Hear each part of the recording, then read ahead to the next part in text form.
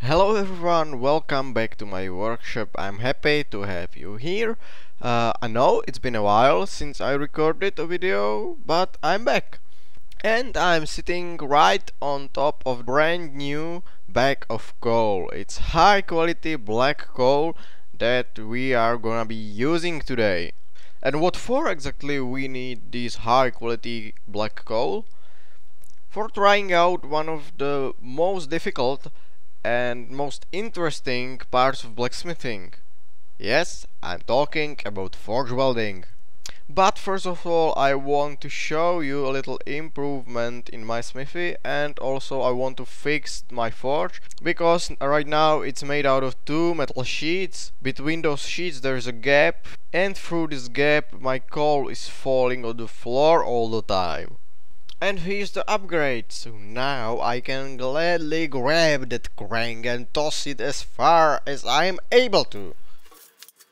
Future me talking, the whole fixing the forge thing was a bad idea a bit because, thermal expansion. So when I welded those two pieces together, then fired up the forge, it made beautiful bowl.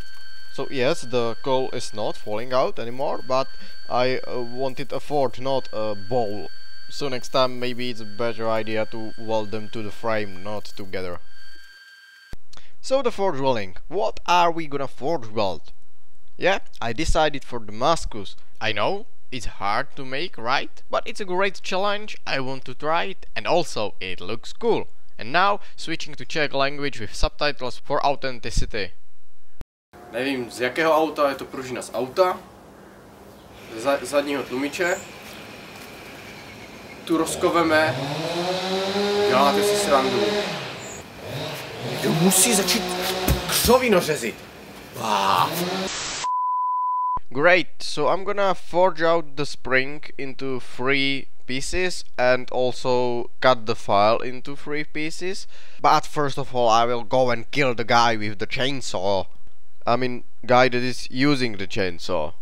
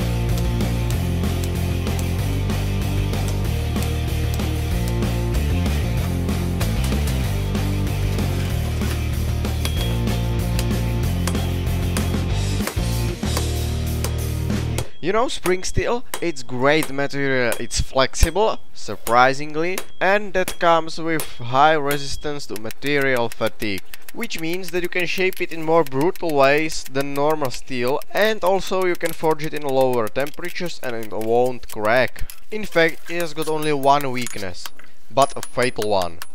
You mustn't burn it. If you burn it, it will crack no matter what you do afterwards. Yes, I burned it once again. I'm really happy about it, but it did happen. The cause of this wasn't my inability to take lessons from my previous mistakes, but combination of the shooting and the new coal. Because I have to estimate the time when the steel in the forge has roughly 20 seconds left.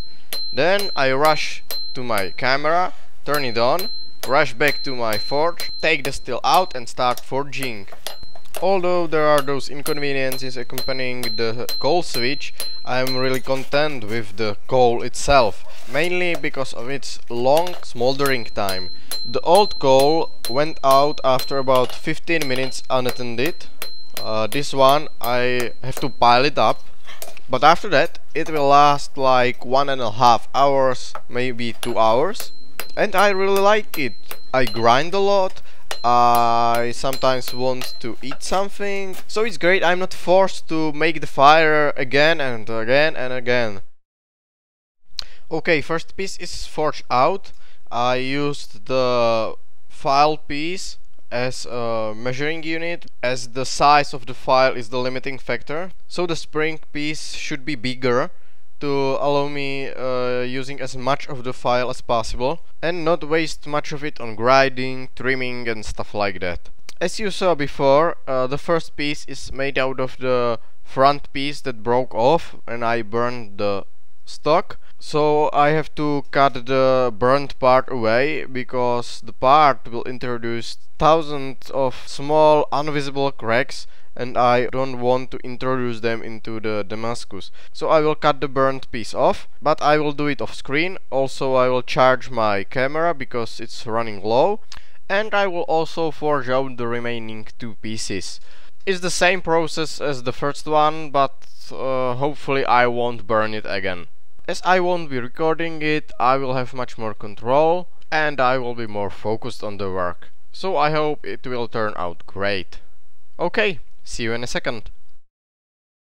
I'm back, the two pieces are done. One of them is a bit longer than it's needed, but it's because I burnt it again. Yes, great. I won't touch it because it's hot, so I can't grab it and show you, but it's just a longer piece to have space for trimming. Now we have to grind all the pieces with angle grinder until all the scale, rust and other junk is completely cleaned off and we are left with nice shiny metal.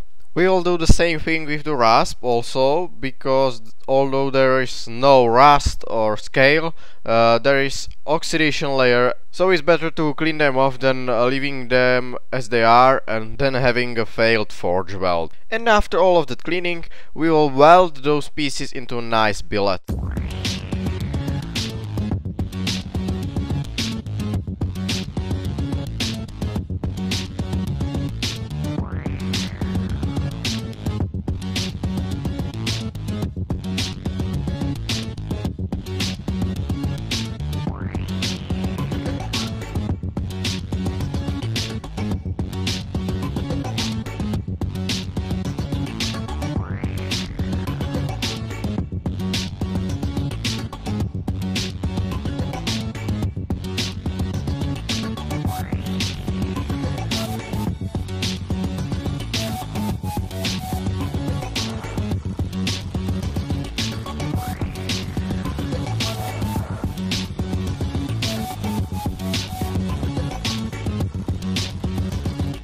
After welding, our Damascus billet looks like this. That steel rod is there because I need to handle it real quickly and not using tongs, dropping the thing all over the place and trying to weld it 10 times. I just need to pull it out of the forge, slam it onto the anvil, bam, voila, we've got a Damascus steel.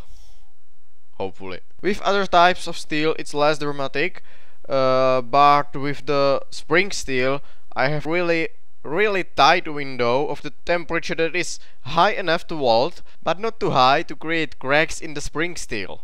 Okay, so the billet is ready for welding, but I will stop there because I need to do something else somewhere else, and also the video is coming to the 10 minutes mark and I really don't want to make them longer than 10 minutes if it is not absolutely necessary. So look out for a second part. It will come out in a week. I hope you enjoyed this one. See you again in the next one. Bye bye.